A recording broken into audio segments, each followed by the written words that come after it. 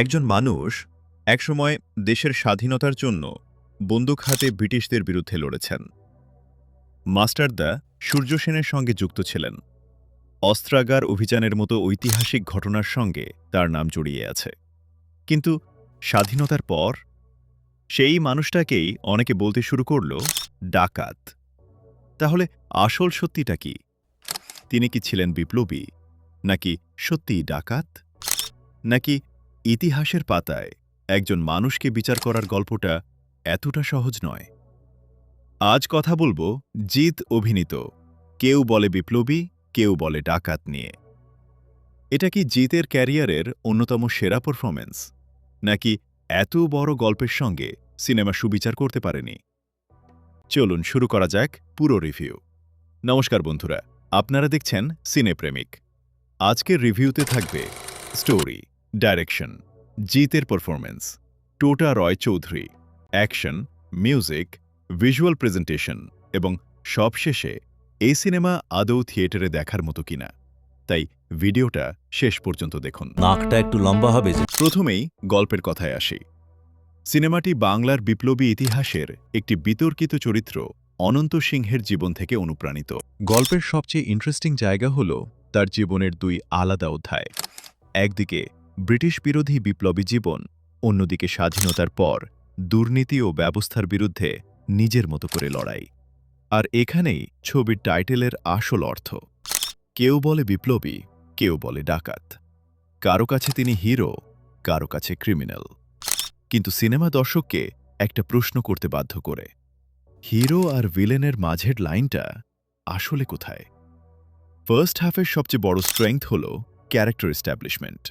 পরিচালক ধীরে ধীরে অনন্ত সিংহকে তৈরি করেছেন, শুধু একজন অ্যাকশন হিরো হিসেবে নয়, বরং একজন মানুষ হিসেবে, যার ভিতরে রয়েছে রাগ, আদর্শ, দেশপ্রেম, অন্যায়ের বিরুদ্ধে প্রতিবাদ এবং নিজের বিশ্বাসের প্রতি ভয়ঙ্কর এক জেদ। জিতের লুক ট্রান্সফরমেশনও এখানে গুরুত্বপূর্ণ। বিভিন্ন সময়কালের অনন্তকে তুলে ধরতে তার একাধিক লুক ব্যবহার করা হয়েছে। নির্মাতারা চরিত্রের মানসিক পরিবর্তনকেও এই লুকের মাধ্যমে ফুটিয়ে তোলার চেষ্টা করেছেন। এবার আসি জিতের পারফরম্যান্সে।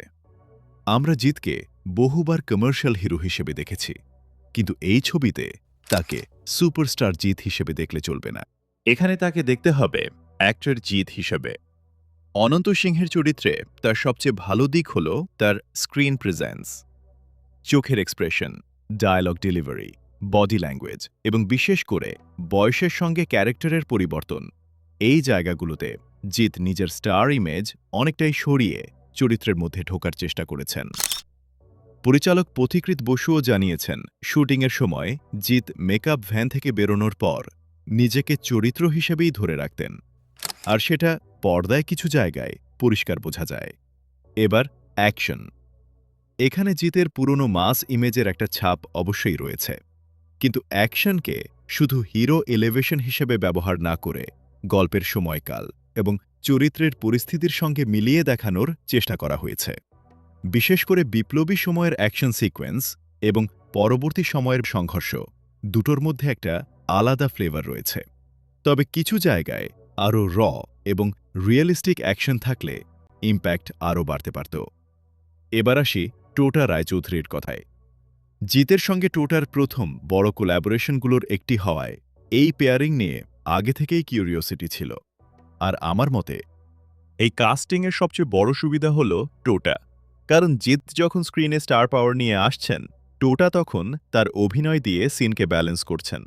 তাদের ফেস অফের জায়গাগুলোতে একটা আলাদা টেনশন তৈরি হয়। যদি আরও বেশি স্ক্রিন টাইম এবং আরও শক্তিশালী কনফ্লিক্ট দেওয়া হতো, তাহলে এই দুই অভিনেতার কম্বিনেশন আরও বড় হাইলাইট হতে পারত। শান্তনু মৈত্রের মিউজিক এই ছবির অ্যাটমসফিয়ার তৈরিতে গুরুত্বপূর্ণ ভূমিকা নিয়েছে। পিরিয়ড সেটিংয়ের সঙ্গে মিউজিক এবং ব্যাকগ্রাউন্ড স্কোর মিশিয়ে একটা হিস্টোরিক্যাল ফিল তৈরি করার চেষ্টা করা হয়েছে। বিশেষ করে যখন গল্প পার্সোনাল ড্রামা থেকে পলিটিক্যাল এবং রেভলিউশনারি জোনে ঢুকে যায়, তখন ব্যাকগ্রাউন্ড স্কোরের গুরুত্ব অনেক বেড়ে যায়। এই জায়গায় ছবিটি মোটামুটি সফল। ভিজুয়ালের কথা আলাদা করে বলতেই হবে। পুরনো কলকাতা, বিপ্লবীদের পরিবেশ, অন্ধকার গলি, জেল, অ্যাকশন এবং বিভিন্ন সময়কাল সবকিছুকে বড় ক্যানভাসে দেখানোর চেষ্টা রয়েছে। ছবির প্রথম ঝলকেই অ্যাকশন, ভিএফএক্স এবং ব্যাকগ্রাউন্ড স্কোরের মাধ্যমে বড় স্কেলের ইঙ্গিত পাওয়া গিয়েছিল এবং ফুল মুভিতেও সেই স্কেল ধরে রাখার চেষ্টা দেখা যায়। এবার কিছু দুর্বলতার কথা বলি। প্রথম সমস্যা, গল্পটা অনেক বড়। অনন্ত সিংহের জীবনকে কয়েক ঘন্টার সিনেমায় ধরতে গেলে অনেক ঘটনাই দ্রুত দেখাতে হয়, ফলে কিছু ক্যারেক্টার ডেভেলপমেন্ট আরও গভীর হতে পারত। দ্বিতীয়ত, কিছু জায়গায় সিনেমা ক্যারেক্টার ড্রামা থেকে মাস সিনেমার দিকে চলে যায়। এতে এন্টারটেনমেন্ট বাড়ে ঠিকই, কিন্তু হিস্টোরিক্যাল ক্যারেক্টারের ইমোশনাল ডেপথ কিছু জায়গায় কমে যায়।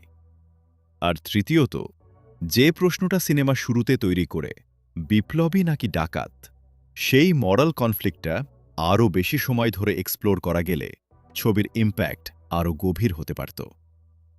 তবে ছবির সবচেয়ে বড় বিষয় হল, এটা শুধু একজন বিপ্লবীর গল্প নয়, এটা একটা প্রশ্নের গল্প।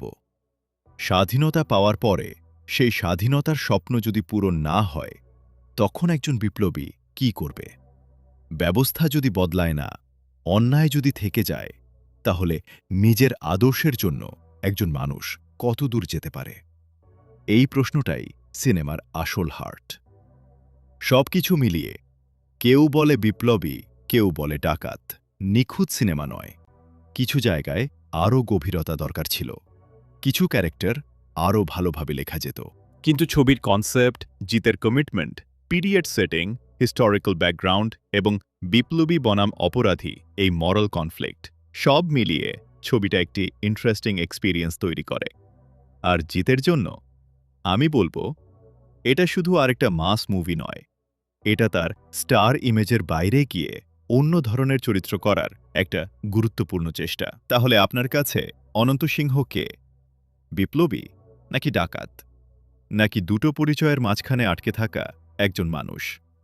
আপনার মতামত অবশ্যই কমেন্ট বক্সে জানাবেন। আর আপনার যদি মনে হয় জিত আবারও তার পুরনো ম্যাস ম্যাজিক ফিরিয়ে এনেছেন, তাহলে ভিডিওতে একটা লাইক করে দিন।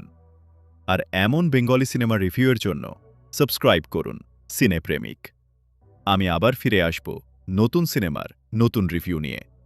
ততক্ষণ পর্যন্ত সিনেমা দেখুন, সিনেমাকে ভালোবাসুন।